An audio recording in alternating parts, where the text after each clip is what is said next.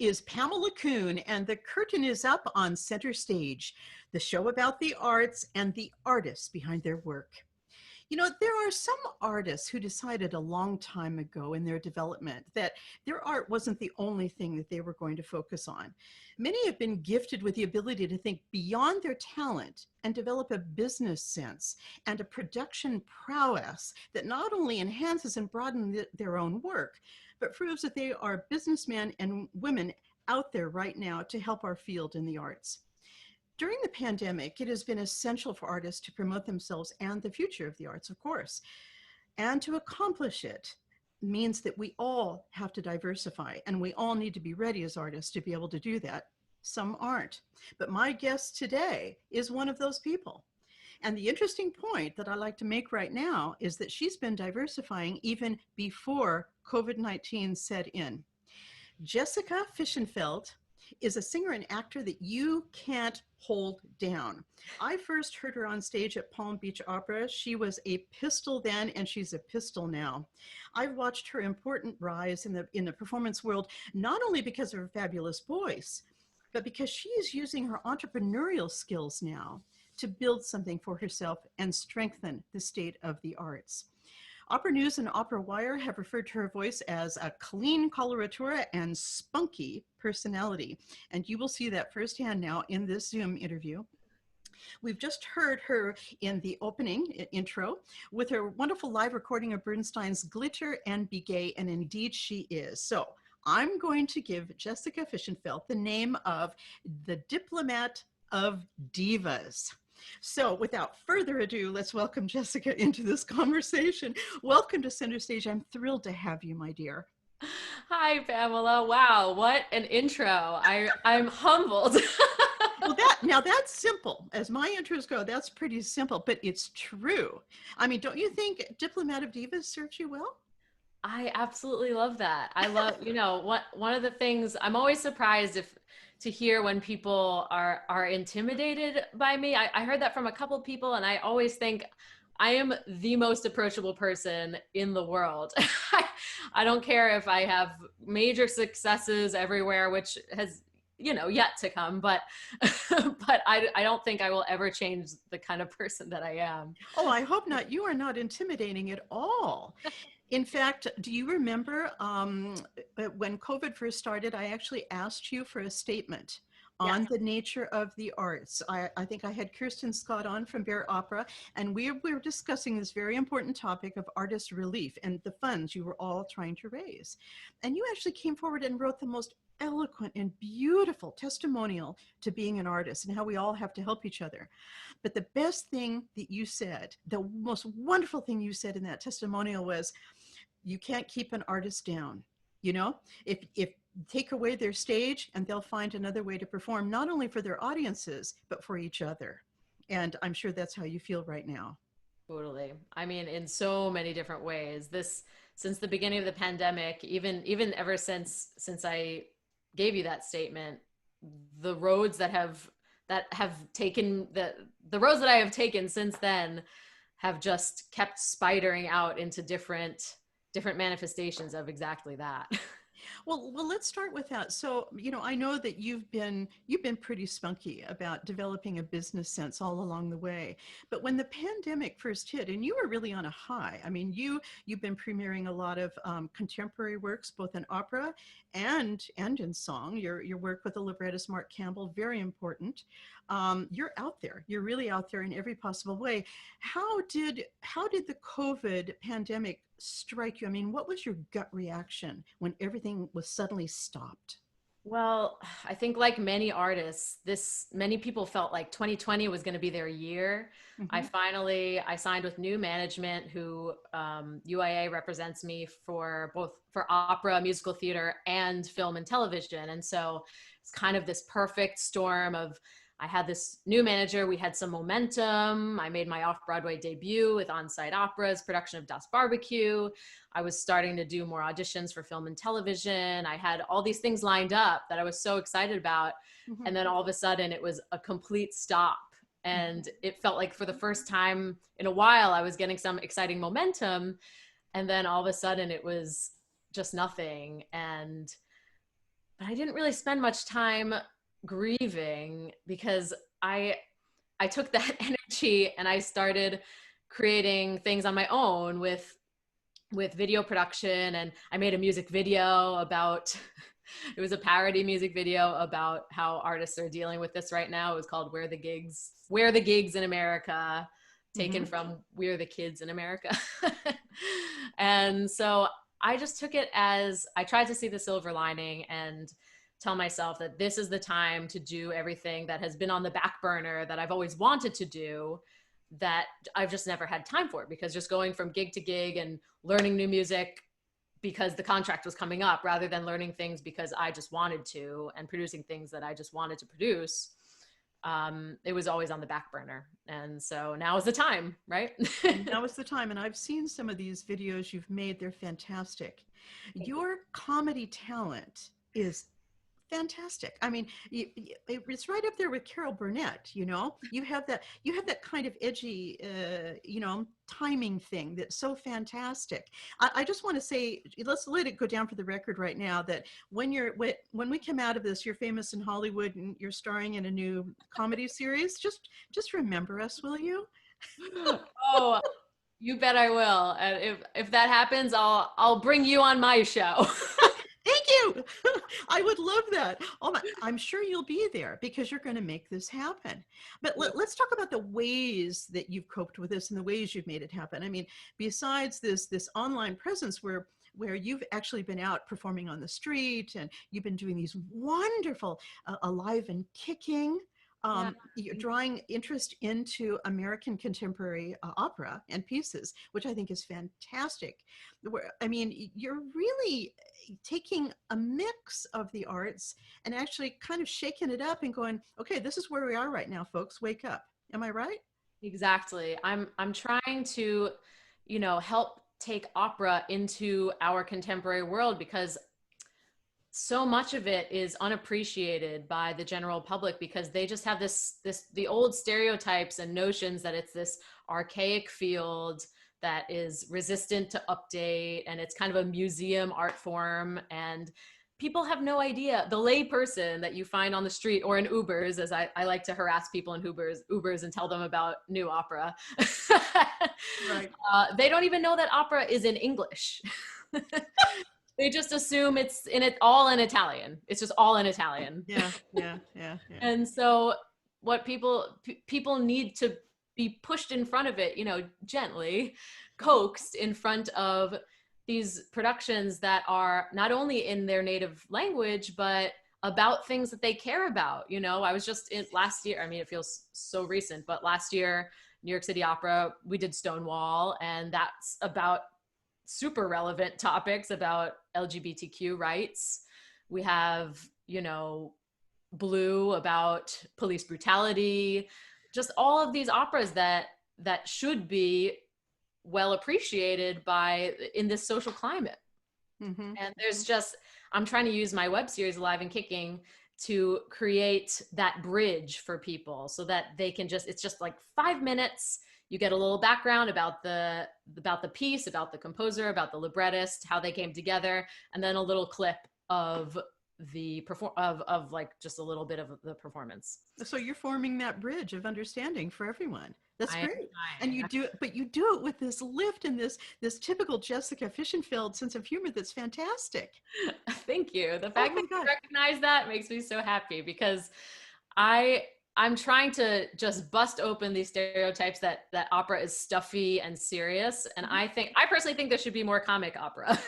Mm-hmm. I think that would really be more welcoming to the public. I mean, obviously these more serious topics are important, but there can be humor mixed in, even in the serious things. That's one thing that Mark Campbell does so well. He'll take a serious subject and insert little human elements that are humorous in them. And so just to highlight things like that, I think the general public can realize, oh, this isn't as foreign as I thought it would be. Yeah, exactly. I know that you've become very close with him, and he really is the librettist of the times, isn't he? I mean, he's written more than, I think, 37 librettos. Yeah, I think he's up to maybe 30. I think he just finished his 39th, I think. Incredible. Yeah. incredible. And you personally had a huge success in Stonewall, from what I understand. And kudos to you. Thank you. It And was what else is cooking back there in the background? Because I'm talking about you being this entrepreneur of the arts, and it's not just alive and kicking. And I invite everybody listening out there to check her out, Alive and Kicking with Jessica Fishenfeld. And I'm sure we can find that anywhere on YouTube. Is that correct, Yes, Jessica? it is Okay. on my YouTube channel on Jekka Fish. But Mm. if you search the name and my name, you're sure to find it. Okay. So tell us about your whole fitness regime. So this is a bit of a story. I'm a certified personal trainer, and I came to that sort of a roundabout way where fitness just became a passion of mine. And a few years ago, I mean, maybe 10 years ago by now. And I started off teaching kickboxing classes while I was doing my master's. And I realized that fitness was more than just running on a treadmill, and it was something that I was actually passionate about. And I hopped around from studio to studio with these little boutique fitness classes with around New York City. And I realized that I didn't really feel comfortable teaching group classes because I had to cater to such a wide variety of people, beginners, experts. One person would always think it was too easy, and one person would always think it was too hard. And so that was sort of frustrating to me. And, as a performer, you really need a side hustle. Even the high up ones, they're always creating on the side something else that they're passionate about. And I decided to commit to getting certified as a personal trainer, and I've been loving it. And then the COVID hit, and some people were asking me, well, why don't you teach something on Instagram Live? People are doing classes now. And I said, I'm not a group fitness trainer or instructor. I didn't have good success with it. I don't feel like, I'm performing in a way that doesn't feel like me. I was just performing, trying to imitate what I've seen group fitness instructors to be. But I figured, okay, I'll do it once, and for whoever wants to take it. And I don't know what happened. I think maybe my fitness personality and the knowledge that I gained from being a personal trainer just sort of has been marinating for years. And I absolutely loved it. And it was such a fun experience. And I combined it with crazy outfits, and I encouraged people to just be silly in my class and just do whatever they can, because the classes are hard. But, I don't expect everyone to be able to do everything. But I figure challenge people as much as you can so that the fittest among us can feel challenged. And then the people who are still in the process of strengthening their bodies can take a modification, can do a little bit lower impact. But I wanted the class to be approachable for everybody. And it's sort of an example of what I do one-on-one with people, just a little bit broader. That is so interesting. So I'm sorry, but my brain is still back on you teaching kickboxing when you were getting your master's. I'm still kind of there, Jessica. That's incredible. Good grief. Yeah, I mean, I would get teased by my classmates for always showing up in my fitness attire. I said, "Yeah, I'm going to the kickboxing studio right after studio class." you're So, putting everyone in the opera world to shame. I'm sure you're so fit, and so many of the rest of us aren't. So how did you get into fitness so much in the beginning? Was that a means of, did you just feel like I don't have enough energy, or was it a means of rehab for you initially? well, actually, this is sort of a tender subject, but I don't mind. I dealt with some eating disorder issues in my undergrad, and a lot of women do, Sure. and I grew up thinking that, like I said, fitness being exercise was just running on a treadmill, and I absolutely hated running. And so once I discovered this kickboxing class, it was called ilovekickboxing.com. That's the actual name of the studio. I did a Groupon, and I just loved it. It just lit a fire in me, Wow. and it woke me up to all the ways that all the different forms that fitness could be.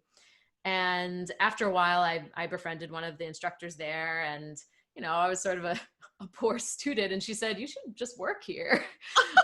So I ended up asking them if they were interested in taking on a new instructor, and it was sort of an in-house training process. I didn't need to get certified for anything. It was just they knew that I knew the the class format already and the techniques because I had been a member there for a year.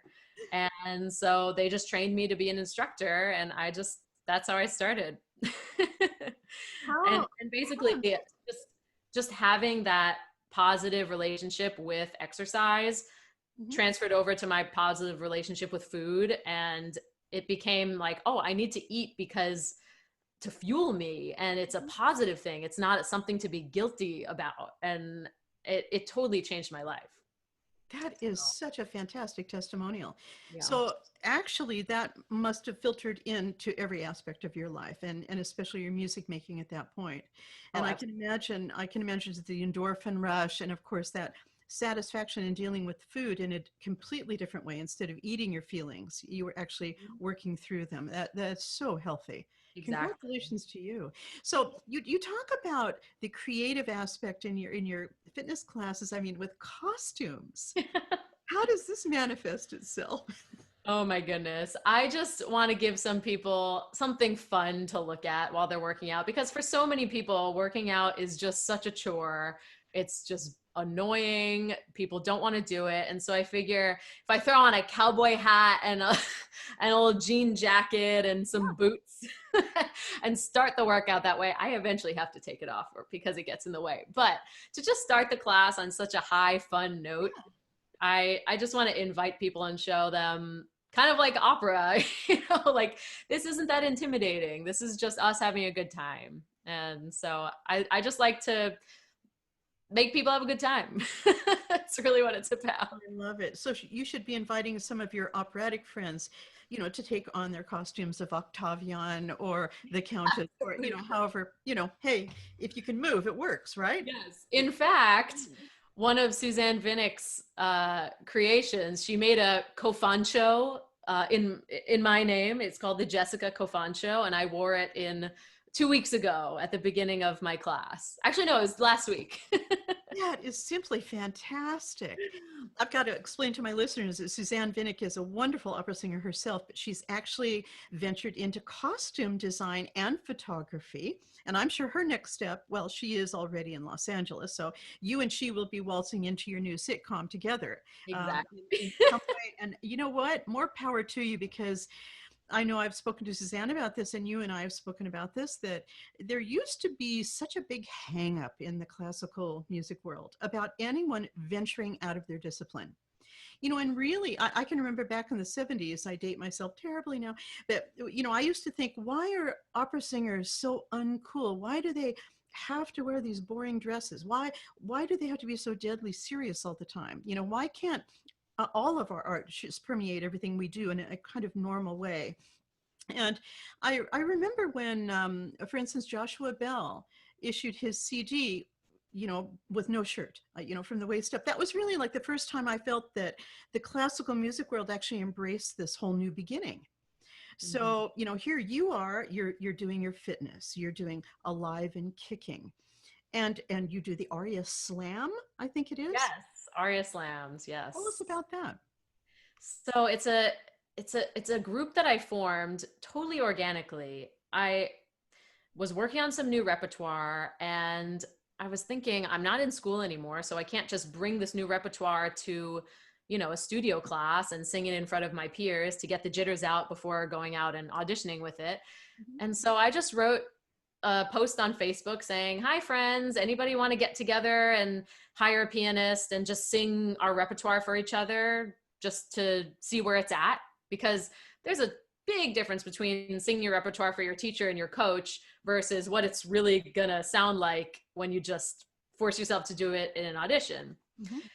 And I got so many responses, and it started with just a long Facebook message group.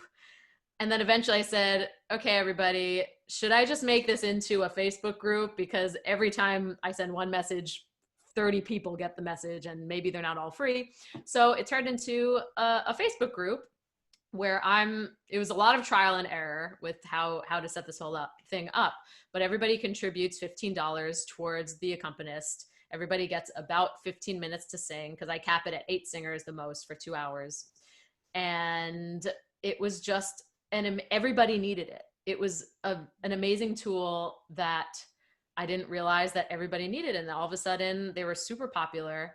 And unfortunately now we can't do them in person, but the silver lining is that I'm able to do these on Zoom now for free because everybody just uses their accompaniment that they have either a pianist record for them, or there's a YouTube backtrack or something. So everybody gets to do it for free. And I get to hear people who I wouldn't normally hear in New York, because it could be anybody all over the country, all over the world.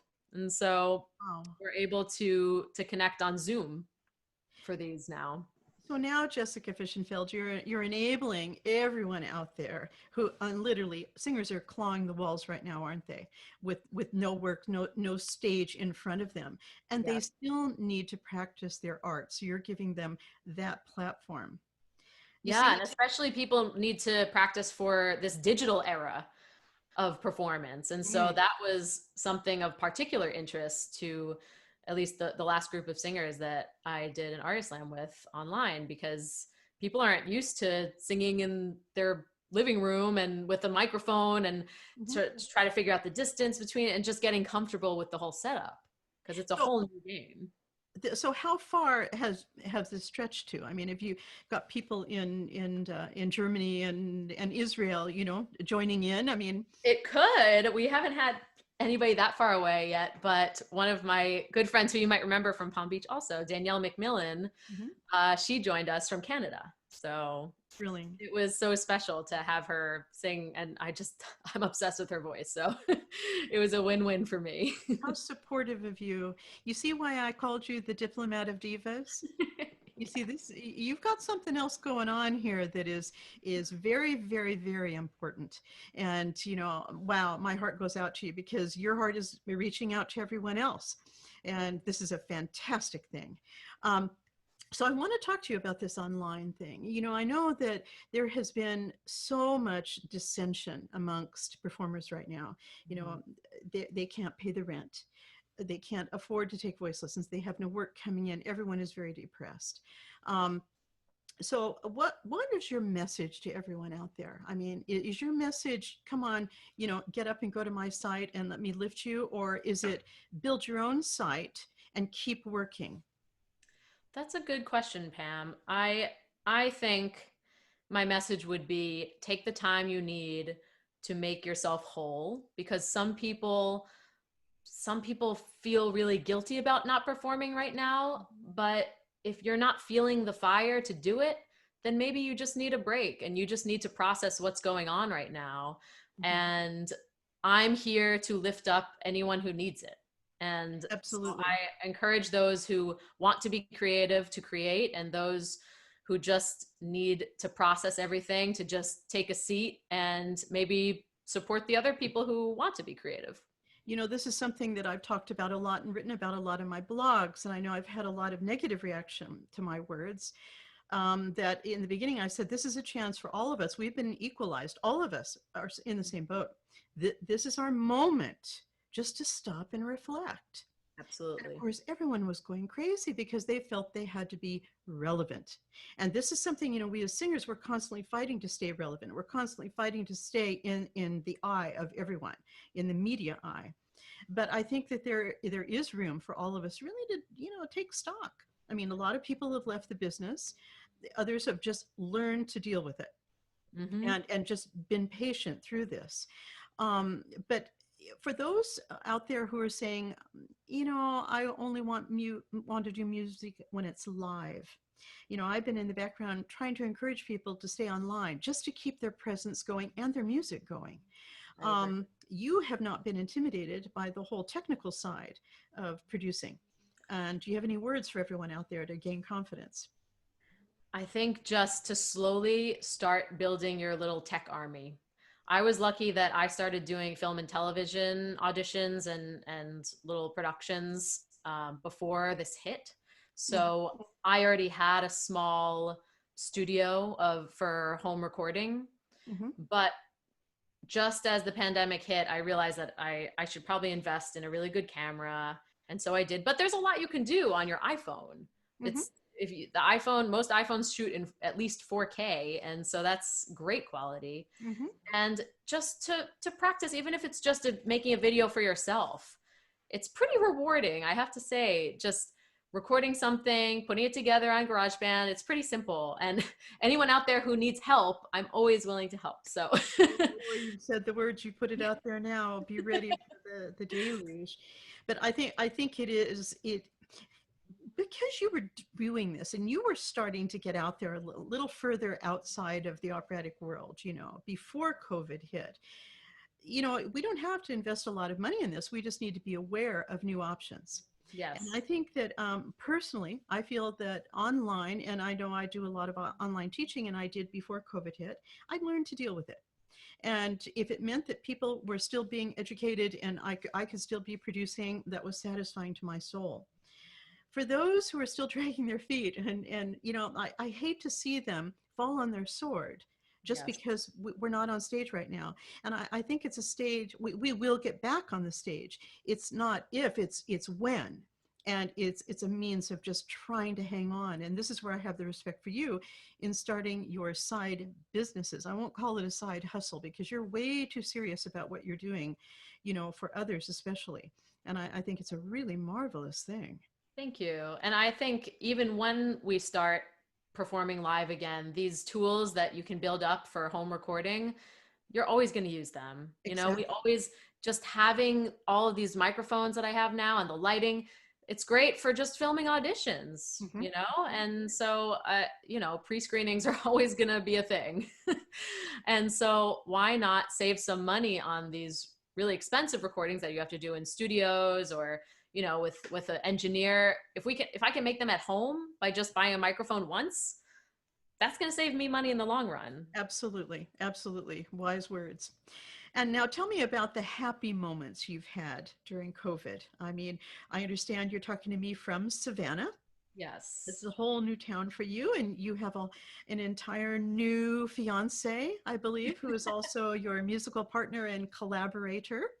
Yes. We've been pretty resilient during this time. It was quite a shock when we had some issues with our landlord back in Brooklyn, which caused us to essentially be kicked out of our place in Brooklyn. So it wasn't, I guess it made the decision pretty easy to have to leave New York, because we certainly weren't going to sign a new lease in New York City in the middle of the pandemic. And so we thought, okay, we've done some work with the Savannah Voice Festival. We know a bunch of people in town. Scott's family moved here because we recommended it, because we thought they'd like the area. And so we just decided it would be best to just move here. Although my family's on Long Island, and so I always have roots in New York. But it worked out better to stay with Scott's parents in Savannah for now. And it turned out to be, I mean, the best case scenario of a bad situation. Oh, We have supporters here already. Immediately when the Savannah Voice Festival found out we were moving here, they asked if we could be part of their virtual season. mhm. And so we have a couple of it's going on right now, actually, this week. We have a couple performances left in their virtual season. And so And what are you performing? I did, because I could never make things easy. They asked me to perform on their meaningful song concert, and so it could be anything from sacred music to just something uplifting. And I've always wanted to learn Ravel's Kaddish, and so I said, "What about that?" Even though I didn't know it yet, but I basically had to learn it in a week. And so I gave myself a new song to learn and perform, and so I ended up recording that for their concert. It's coming up on the 18th. And then Scott and I did a duet of it's Michael Ching's Bow Tie. It's one of the newer duets that was added to his Speed Dating Tonight, the opera. Oh, okay. And then Scott wrote an original song for the festival that's been featured in the background pretty much on every episode, but it's going to be the full song, him performing it and me recording it in their finale concert. So we're kind of sprinkled all throughout. So Scott Joyner, I believe, Yeah. he is equally adept piano skills, singer and composer. Yes, he puts Impressive. to shame. Hey, this was convenient. I mean, hey, if you're going to marry somebody, he may as well have many talents like you do. Exactly.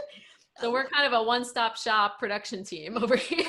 You are. I love this. When do you guys find time to sleep? I mean, I get the impression that, there's just all this production going on all the time in your There life. is, but we managed to get our 8 hours. Our sleep schedule will have to shift slightly because Scott just landed an exciting faculty position at a prep school here as their music teacher. So Fantastic.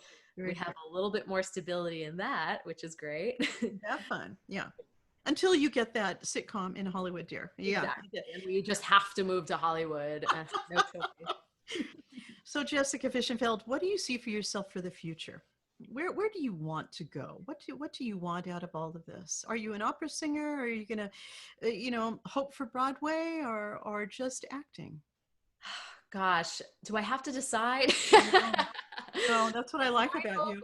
my hope is to be able to do a little bit of everything and kind of instead of reaching outside of my box to do all these separate things, kind of bring them all together.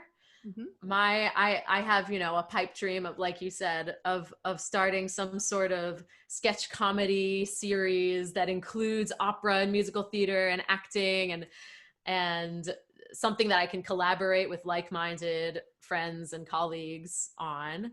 And I mean, I love contemporary opera. I hope to be able to do more of that on a bigger scale. And a little TV film action wouldn't hurt. So Hey, it wouldn't hurt at all. And pretty soon, hopefully, we'll be able to be on planes out to, Hollywood, and yeah, and you can visit with Suzanne Vinnick while you're out there. I mean, that's oh, we've had ongoing plan. I'm visiting soon. I promise it's going to be soon. And more friends keep moving to LA. And so I said, okay, I have to visit as soon as it is safe. it's kind of interesting to me that the entire world of like Indian and rock and roll has been moving out to LA for a couple of years. You know how these things shift, and it's a diametric kind of thing. And now people you talk about leaving Brooklyn. Everyone from Brooklyn is coming out to Greenwich, Connecticut, where I live, and Wow. they're buying up house after house because you know no close quarters, and they can have a car and a garage and they don't have to pay for it. Hey, so Hey, it's we're all making that change, and I think the sky's the limit. We're free absolutely. in a Yeah, way, not to have to think, and this is nothing against New York, but we don't have to be tied any longer to I New York agree. City I because think we for a have long time, like some people have felt that they have to live there, but their heart wasn't really in it, or they didn't feel comfortable living there. It was too stressful. And now is the chance everyone gets a big out because you don't have to be there. It's not the center of everything right now. And you can explore other options without feeling the judgment or shame that was keeping them there. exactly, exactly. And you can actually find a lot of riches out there, outside of the city, and for a lot less money. And the joy you're going to find in Savannah, I'm sure, is going to be much more than just around the opera world. It's going to be about just life in general. I mean, there are so many options open to us. And I think, again, getting back to what we were talking about earlier, this is a time when we can all hit the shift key. Mm-hmm. We can allow ourselves to do that. And I think whenever we stir up the energy in our lives like that, something different comes to us, and something good. Mm-hmm. So if anybody's going to run with it, it's going to be the diplomat of divas here, Jessica Fishenfeld. And do we have wedding bells in the near future, or are you just guys? Our sights are set on starting to plan. Oh, that's so exciting. Oh my Slowly God. but surely, I'm making a trip back to New York in September for the Jewish holidays, and so I think we'll start getting the ball rolling on maybe looking at some venues and yes. Oh, my dear, it's so exciting. Listen, how can all of my listeners find you besides just your obvious website, just jessicafishenfeld.com? I'm on Instagram. Everything's basically the same username. It's Jecka Fish because Jessica Carey Fishenfeld. JECAFISH on Instagram. That's also my handle for YouTube. My Facebook artist page is Jessica Fishenfeld Soprano. What else? I'm on LinkedIn, but I don't use it that much.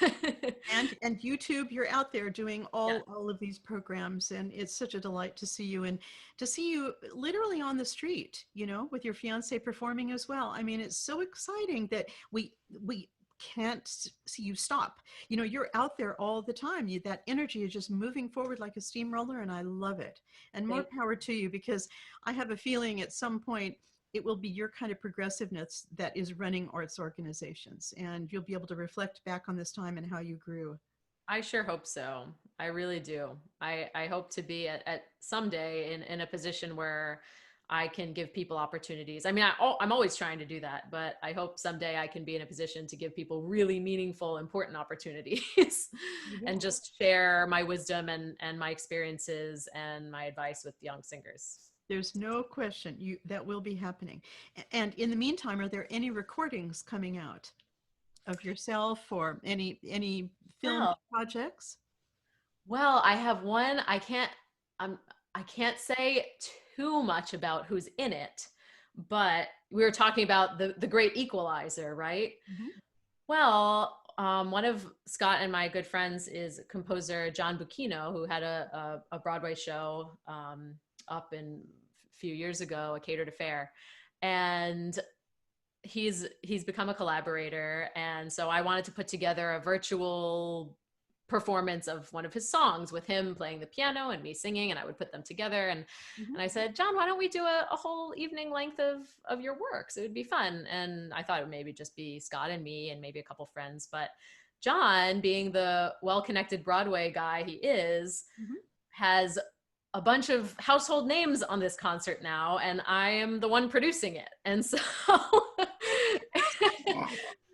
so that will be sometime in the fall. I'll have to give you an update because we don't have an exact date yet, but that will be a very exciting concert that I already have my piece recorded, and Scott and I did a duet. We're done. Our part is done, but the the more famous people will be rolling in their recordings and sending them to me, and I'm going to put together a whole concert, and it's going to go, proceeds will go to a good cause. And so that's something to look forward to. Also, I don't think many people can see it, but we are part of the WSAV's telethon for the Salvation Army.